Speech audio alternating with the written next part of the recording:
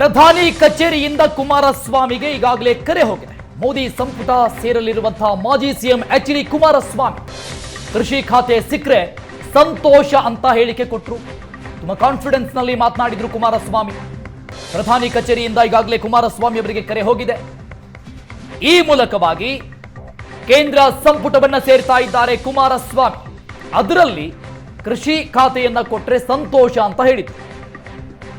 ಬಹಳಷ್ಟು ಕಾನ್ಫಿಡೆನ್ಸ್ ನಲ್ಲಿ ಮಾತನಾಡಿದ್ದಾರೆ ಎಚ್.ಡಿ.ಕೆ. ರಾಜಕೀಯ ಪುನಶ್ಚೇತನವನ್ನ ಕೊಟ್ಟಿರೋದು ಮೋದಿ ನಾಯಕತ್ವ. ಕನ್ನಡಿಗರು ಪ್ರಧಾನಿ ಕಚೇರಿಯಿಂದ ಕರೆ ಹೋದ ನಂತರದಲ್ಲಿ ಮಾತನಾಡಿರುವಂತದ್ದು ಎಚ್.ಡಿ. ಕುಮಾರಸ್ವಾಮಿ ಅವರು. ಕೇಂದ್ರದ ನಾಯಕರು ನನ್ನನ್ನು ಗುರುತಿಸಿದ್ದಾರೆ. ಯಾವುದೇ ಖಾತೆ ಕೊಟ್ಟರು ಕೂಡ ನನಗೆ ಸಂತೋಷ ಇದೆ. ಮೋದಿ ನಾಯಕತ್ವ ನನಗೆ ರಾಜಕೀಯ ಪುನಶ್ಚೇತನವನ್ನ ಕೊಟ್ಟಿದೆ. ಜನರ ಹಿತಕ್ಕಾಗಿ ಪ್ರಾಮಾಣಿಕವಾಗಿ ಕೆಲಸ ಮಾಡ್ತೇನೆ ಅಂತ ತುಂಬಾ ಕಾನ್ಫಿಡೆನ್ಸ್ ನಲ್ಲಿ ಎಚ್.ಡಿ. ಕುಮಾರಸ್ವಾಮಿ ಮಾತನಾಡಿದರು. ಪ್ರಧಾನ ಸೇವಕನ ಭಾವನೆ ಇಟ್ಕೊಂಡು ಯಾವ ರೀತಿ ದೇಶವನ್ನು ಮುನ್ನಡೆಸಿದ್ದಾರೆ, ಇದರ ಪರಿಣಾಮ ಇವತ್ತು ಮೋದಿಜಿಯವರು 3ನೇ ಬಾರಿಗೆ ಇವತ್ತು ಜವಾಬ್ದಾರಿಯನ್ನು ಸ್ವೀಕಾರ ಮಾಡ್ತಾ ಇದ್ದಾರೆ. ನಮಗೆ ಸಂಪೂರ್ಣವಾಗಿ ವಿಶ್ವಾಸ ಇದೆ, ಈ ದೇಶದ ಜನರು ಇಟ್ಟಿರ್ತಕ್ಕಂಥ ಭರವಸೆಯನ್ನು ಉಳಿಸ್ಕೊಂಡು ದೇಶವನ್ನು ಇನ್ನು ಎತ್ತರಕ್ಕೆ ತೆಗೆದುಕೊಂಡು ಹೋಗ್ತಕ್ಕಂಥ ಕೆಲಸ ಮೋದಿಜಿಯವರ ನೇತೃತ್ವದಲ್ಲಿ ಆಗ್ತದೆ. ಪ್ರತಿಯೊಬ್ಬ ಕಾರ್ಯಕರ್ತರು ಸಹ ಇದನ್ನು ಎದುರು ನೋಡ್ತಾ ಇದ್ದೇವೆ. ಇವತ್ತು ಮೋದಿಜಿಯವರ ಪ್ರಮಾಣ ವಚನ 1 ವರ್ಷದ ಹಿಂದೆ ಪಕ್ಷ ಅಧಿಕಾರ ಕಳ್ಕೊಳ್ತು ಕರ್ನಾಟಕದಲ್ಲಿ. ಆದರೆ ಇವತ್ತು ಕರ್ನಾಟಕದಲ್ಲಿ ಉತ್ತಮ ಸ್ಥಾನಗಳು ಬಂದಿವೆ. ನಿರೀಕ್ಷೆ ಸ್ಥಾನಗಳು ಸಿಗದೇ ಇದ್ರು ಒಂದು ಉತ್ತಮ ಸ್ಥಾನಗಳು ಬಿಜೆಪಿಗೆ ಬಂದಿದೆ ಸರ್. ಸೊ ಈ ಒಂದು ಕರ್ನಾಟಕದಲ್ಲಿ ಹೆಚ್ಚು ಮಂತ್ರಿಗಳಾಗಬೇಕು ಅನ್ನೋದು ಬಯಕೆ ಸಹಜವಾದಂಥ ಒಂದು ಅಪೇಕ್ಷೆ ಇದ್ದೀರಾ ಸರ್? ಫಲಿತಾಂಶದ ಬಗ್ಗೆ ನಾನು ಫಸ್ಟ್ ಮಾತಾಡ್ತೇನೆ. ಏನು ಕರ್ನಾಟಕ ರಾಜ್ಯದಲ್ಲಿ ಕಾಂಗ್ರೆಸ್ ಪಕ್ಷ ತನ್ನ ಗ್ಯಾರಂಟಿಗಳ ಬಗ್ಗೆ ವಿಶ್ವಾಸ ನೀಡಿಕೊಂಡು 18-20ಕ್ಕೂ ಹೆಚ್ಚು ಸ್ಥಾನಗಳನ್ನು ಗೆಲ್ತೇವನ್ನ ನಿರೀಕ್ಷೆಯಲ್ಲಿದ್ದರು. ನಾವು ನಿರೀಕ್ಷೆಯಲ್ಲಿದ್ವಿ. ಆದರೆ ಒಂದು ಗೊತ್ತಿರಲಿ, ಇಡೀ ದೇಶದಲ್ಲಿ ಭಾರತೀಯ ಜನತಾ ಪಾರ್ಟಿಗೆ ದೊಡ್ಡ ಸವಾಲು ಯಾವ್ದಾರು ಇದ್ದದ್ದು ಕರ್ನಾಟಕದಲ್ಲಿ. ಯಾಕೆಂದರೆ ರಾಜ್ಯದಲ್ಲಿ ಕಾಂಗ್ರೆಸ್ ಪಕ್ಷ ಅಧಿಕಾರದಲ್ಲಿತ್ತು. ಇಡೀ ದೇಶಕ್ಕೆ ಗ್ಯಾರಂಟಿನ ಪರಿಚಯ ಮಾಡಿಕೊಟ್ಟಿರ್ತಕ್ಕಂಥ ಸರ್ಕಾರ ಕರ್ನಾಟಕ ರಾಜ್ಯದಲ್ಲಿತ್ತು.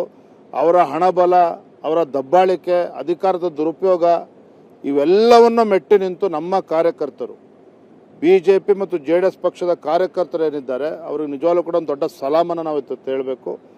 ಅವರ ಗುರಿಯನ್ನು ಮುಟ್ಟುವ ದಿಶೆಯಲ್ಲಿ ಯಾವತ್ತೂ ಕೂಡ ಎಡವಲಿಲ್ಲ. ಹಗಲು ರಾತ್ರಿ ಶ್ರಮನ ಹಾಕಿ ಇವತ್ತು ಉತ್ತಮ ಫಲಿತಾಂಶ ನಮಗೆ ಬಂದಿದೆ. ನಮ್ಮ ನಿರೀಕ್ಷೆ 23-24 ಸ್ಥಾನಗಳನ್ನು ಗೆಲ್ತೇವೆ ಅನ್ನೋ ನಿರೀಕ್ಷೆ ಇತ್ತು. ಅದೇ ಸಣ್ಣ ಪಟ್ಟ ವ್ಯತ್ಯಾಸಗಳು, ಅದಕ್ಕೆ ಕಾರಣಗಳು ಸಾಕಷ್ಟಿದೆ. ಮತ್ತೊಂದು ಕಡೆ ಕಾಂಗ್ರೆಸ್ಸು ಏನು ಅತಿ ಹೆಚ್ಚು ಸ್ಥಾನಗಳನ್ನು ಗೆಲ್ತೇವೆ ಅನ್ನೋ ಭ್ರಮೆನಲ್ಲಿದ್ದರು. ಅದಕ್ಕೆ ರಾಜ್ಯದ ಜನ ತಕ್ಕ ಉತ್ತರವನ್ನು ನೀಡಿದ್ದಾರೆ. ಅಧಿಕಾರದ ಅಮಲಿನಲ್ಲಿ ಅಂತ ಹೇಳ್ತಾ ಇದ್ದಂಥ ಕಾಂಗ್ರೆಸ್ ಪಕ್ಷಕ್ಕೆ ತಕ್ಕ ಪಾಠವನ್ನು ರಾಜ್ಯದ ಮತದಾರರು ಕೊಟ್ಟಿದ್ದಾರೆ. ಈಗಾಗಲೇ ನೋಡ್ತಾ ಇದ್ದೀರಿ ಯಾವ ರೀತಿ ಭ್ರಷ್ಟಾಚಾರದಲ್ಲಿ ಮುಳುಗೋಗಿದೆ ಕಾಂಗ್ರೆಸ್ ಸರ್ಕಾರ. ಬರೋದ್ರಿಂದಲೇ ನೋಡ್ತೀರಿ ನಮ್ಮ ಪಕ್ಷದ ಕಾರ್ಯಕರ್ತರು ರಸ್ತೆಗೆ ಇಳಿದು ಈ ಸರ್ಕಾರಕ್ಕೆ ಬುದ್ಧಿ ಹೇಳ್ತಕ್ಕಂಥ ಕೆಲಸ ನಾವು ಮಾಡ್ತೇವೆ.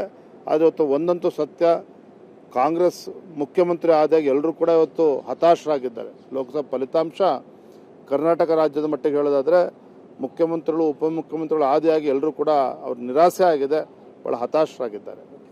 ಇಲ್ಲಿ ಪ್ರಧಾನಿಯವರು 3ನೇ ಬಾರಿಗೆ ಅಧಿಕಾರ ಸಿಗ್ತಾ ಇರೋ ಸಂದರ್ಭದಲ್ಲಿ ಕರ್ನಾಟಕ ಹೆಚ್ಚು ಸ್ಥಾನಗಳು ಬೇಕು ಅಂತ ಇರೋದು ನಿಮ್ಮನ್ನೇನಾದರೂ ಕೇಳಿದರೆ ಸರ್? ತಾವೇನು ಸಲಹೆ ಕೊಟ್ಟಿದ್ದಾರೆ ಆಸ್ ಎ ಪಕ್ಷದ ಅಧ್ಯಕ್ಷರಾಗಿ? ರಾಜ್ಯದ ಹಿರಿಯರಲ್ಲಿ ಚರ್ಚೆ ಮಾಡಿದ್ದಾರೆ. ಕೇಂದ್ರದ ವರಿಷ್ಠರು ಅವರು ಯಾರ್ಯಾರು ಏನೋ ಸಲಹೆ ಕೊಡಬೇಕು ಕೊಟ್ಟಿದ್ದಾರೆ. ಹಾಗಾಗಿ ಒಂದು ನಮ್ಮ ಇತಿಮಿತಿ ಒಳಗೆ ನಿಜ ನಾನು ರಾಜ್ಯದ ಅಧ್ಯಕ್ಷನಾಗಿ ಇವತ್ತು ನಮ್ಮ ಕರ್ನಾಟಕಕ್ಕೆ ಹೆಚ್ಚು ಪ್ರಾತಿನಿಧ್ಯ ಕೊಡಬೇಕು ಅನ್ನೋ ನಿರೀಕ್ಷೆ ಇಡ್ತಕ್ಕಂಥದ್ದು ತಪ್ಪಲ್ಲ. ಆದರೆ ನಮ್ಮ ವರಿಷ್ಠರು ಸೂಕ್ತ ನಿರ್ಧಾರವನ್ನು ತೆಗೆದುಕೊಳ್ತಾರೆ. ಕರ್ನಾಟಕಕ್ಕೆ ಅನ್ಯಾಯ ಆಗೋದಿಲ್ಲ, ಸೂಕ್ತ ಸ್ಥಾನಮಾನಗಳನ್ನು ನೀಡ್ತಾರೆ. ಕುಮಾರಸ್ವಾಮಿ ಅವರು ಸಂಪುಟಕ್ಕೆ ಆಗ್ತಾ ಇದ್ದಾರೆ ಸರ್. ನಾನು ಅವ್ರಿಗೆ ಅಭಿನಂದನೆಗಳನ್ನು ಕೂಡ ಸಲ್ಲಿಸ್ತೇನೆ, ಶುಭಾಶಯಗಳನ್ನು ಕೂಡ ಹೇಳ್ತೇನೆ. ಇವತ್ತು BJP JDS ರಾಜ್ಯದಲ್ಲಿ ಒಟ್ಟಾಗಿ ಇವತ್ತು ನಾವು ಹೋಗಿದ್ದೇವೆ. ಇವತ್ತು ಕೇಂದ್ರದಲ್ಲಿ ಅವರಿಗೆ ಅವಕಾಶ ಸಿಗ್ತದೆ ಅಂತ ಹೇಳಿದ್ರೆ